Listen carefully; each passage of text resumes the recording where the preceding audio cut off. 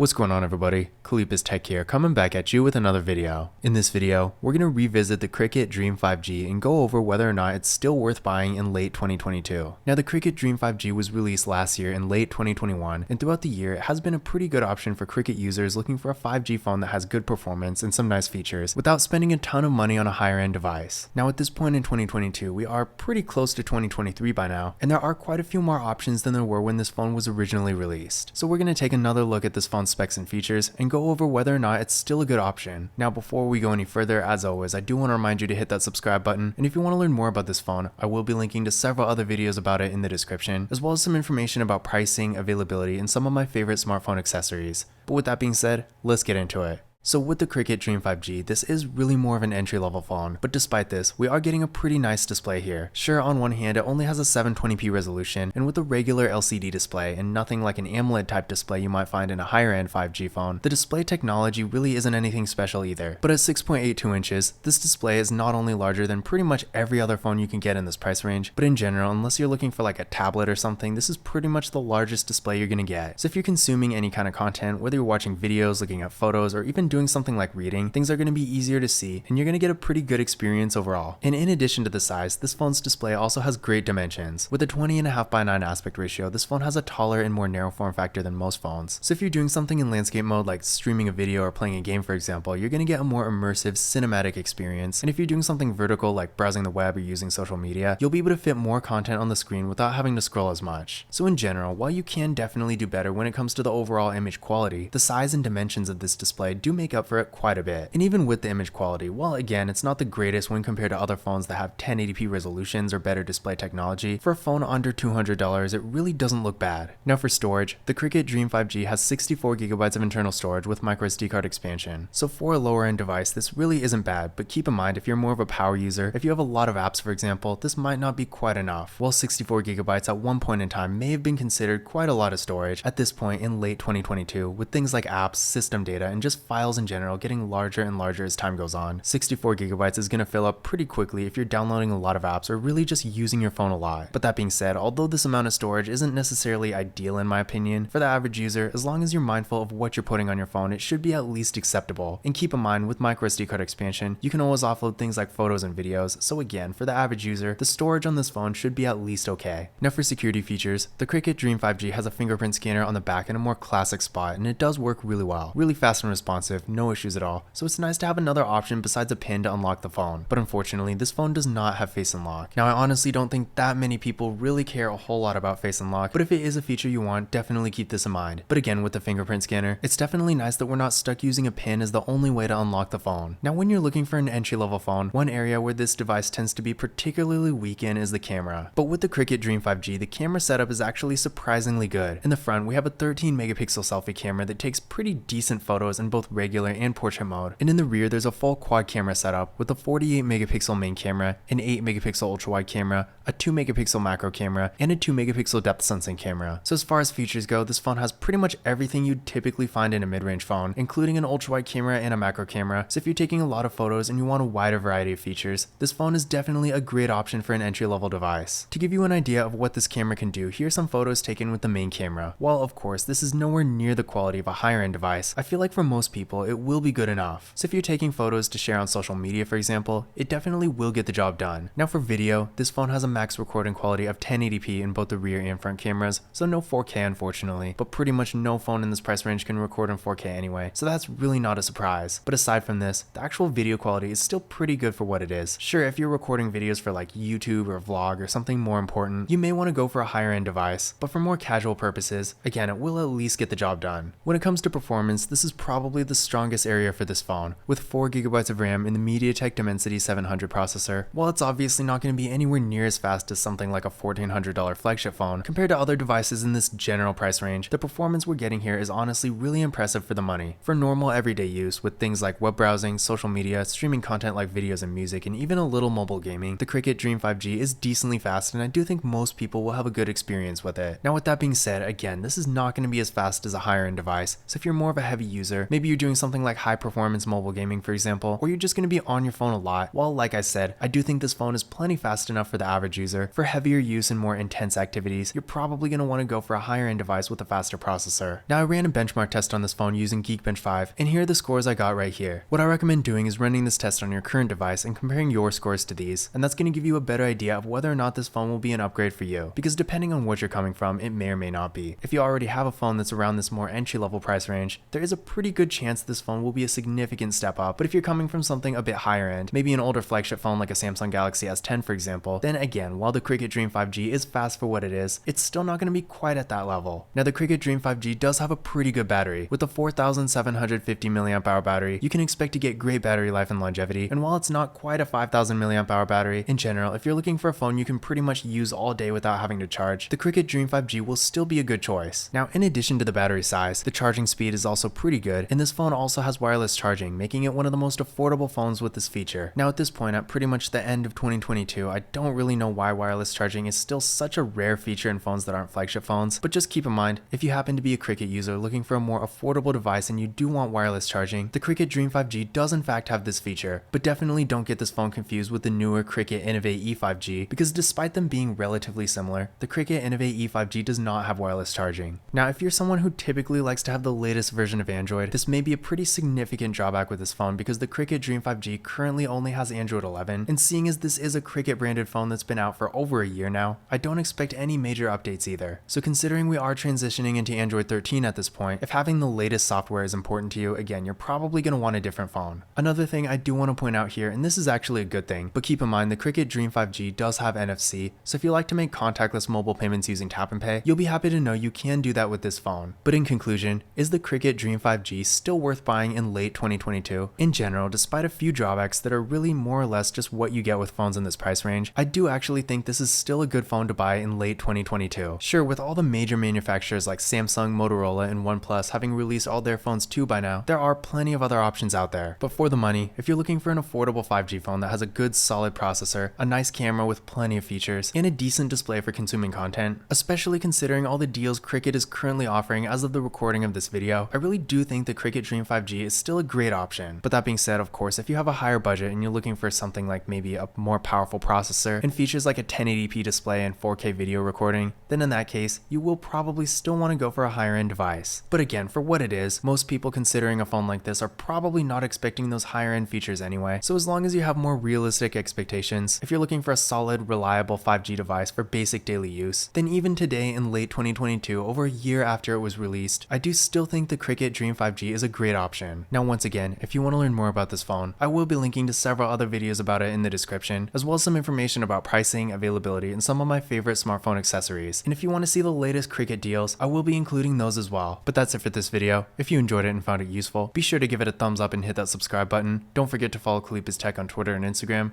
And as always, I will see you in the next video.